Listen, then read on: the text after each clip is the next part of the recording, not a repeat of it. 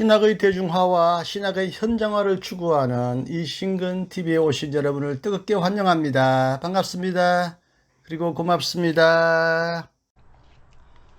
칼 바르트의 사상에 나타난 신학과 정치, 오늘은 21번째입니다. 지난 시간에 제2장 칼 바르트의 교회학에 나타난 신학과 정치의 상관관계 2. 사회의 위기와 희망으로서 예수 그리스도 1. 예수 그리스도의 화해 활동 2. 하나님의 혁명으로서 예수 그리스도의 화해 활동 중에서 1, 2는 읽어드렸고요. 이제는 3, 4를 읽어드리면서 오늘을 시작합니다. 3. 하나님의 혁명의 목적론과 자유의 나라.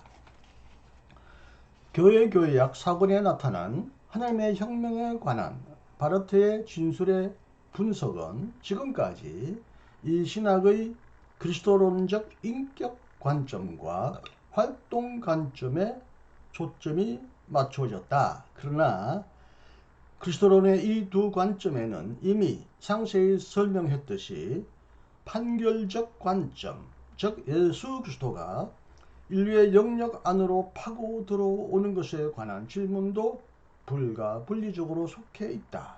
이에 대해 짤막한 4가지 설명을 덧붙이기로 한다. 1. 십자가와 부활에서 완성되고 계시된 하나님과 인간의 상황 교환으로서 예수 그리스도 안의 하나님의 혁명은 무엇보다도 예수 그리스도 안에서 현존하는 하나님 나라의 도립이다. 왕적인 인간의 존재는 단지 순간적으로만, 경우에 따라서만, 표징적으로만 하나님의 나라의 현존을 계시한다. 사회의 부분 집단들, 예컨대 성전, 회당, 가족, 경제, 정치, 이런 부분 집단들에 대한 예수의 철저한 대립은 이 사회의 제도들과 관습들에 맞선 개별적인 구체적인 충돌 안에서 일어났다. 이 혁명과 예수의 존재 안에서 일어난 하나님 나라의 이러한 도립은 교회학 4권에 따르면 보편적 의도를 지닌 개별적 사건이다. 하나님의 나라는 역사적 역동성과 목적론을 갖고 있다. 따라서 하나님의 혁명에도 이를 모든 인간의 혁명과 분리하는 보편적 경향이 존재한다. 하나님의 혁명과는 달리 이 혁명은 철저히 보편적인 목표를 갖고 있지 않으며 그 특수 이해의 개별주의 안에 머물러 있다. 하나님의 혁명은 모든 인간들의 상황 변혁을 목표로 삼는 것이고 항상 변질하는 인간 집단의 변혁을 목표로 삼는 것이 아니다.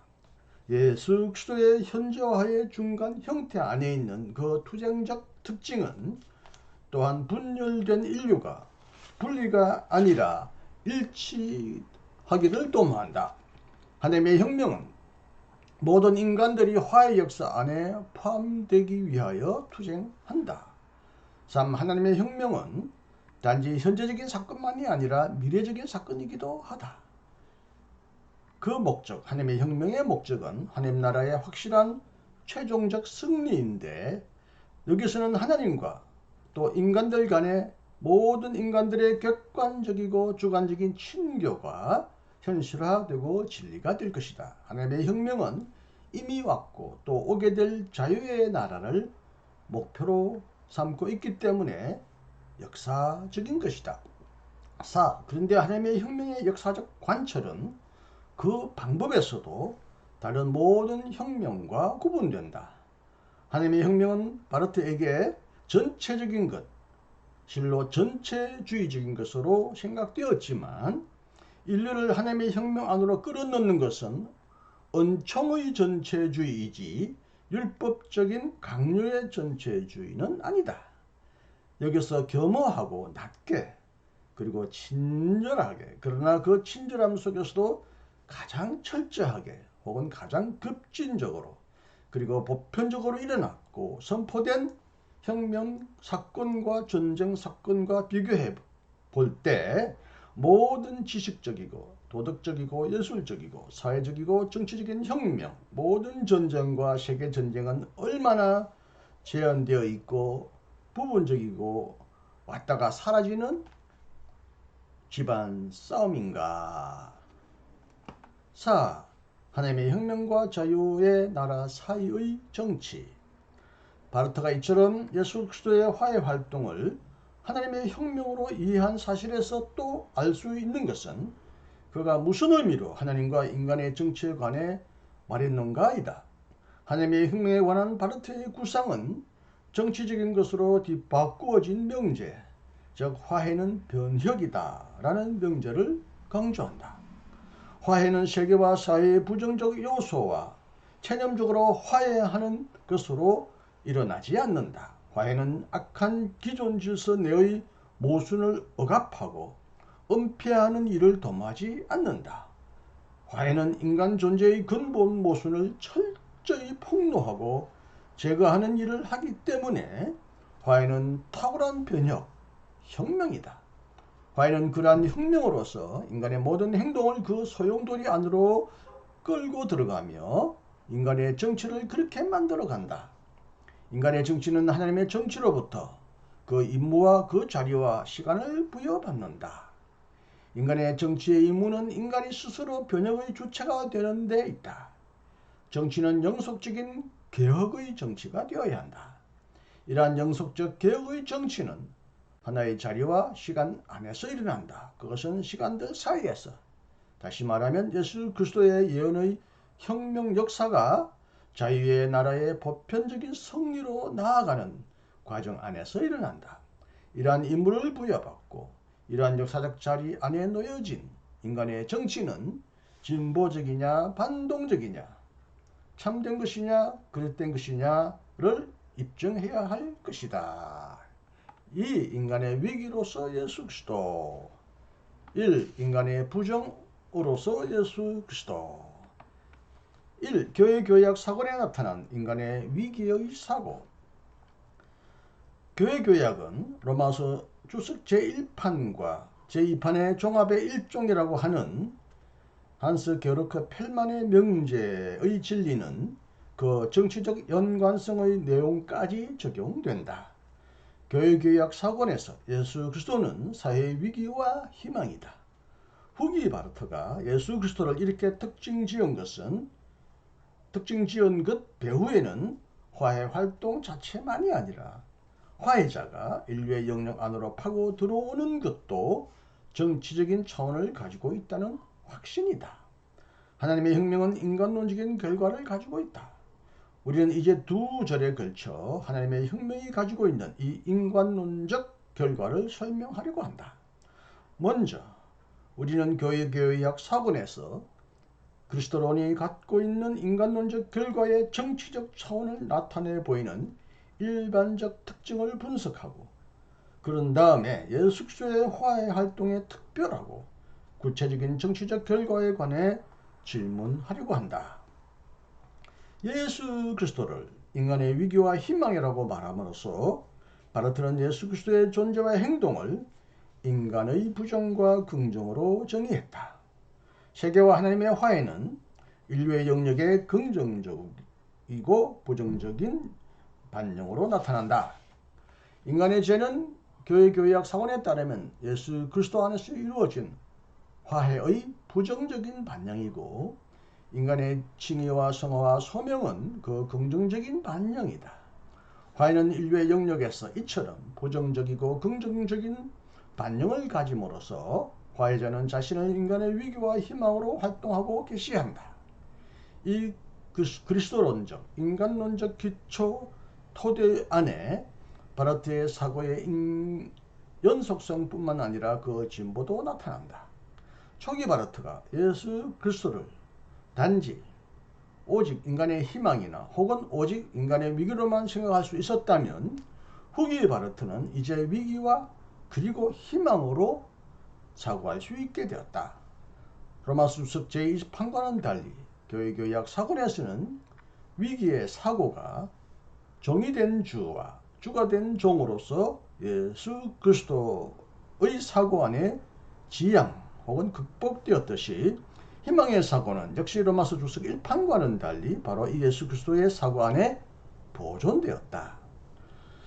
그리고 교회교약 사건에서 정기적 우연성의 영향을 받은 두 로마서 주석의 신학적 전체 방향 대신에 두 개념은 엄격하게 내용적으로 연결되었다.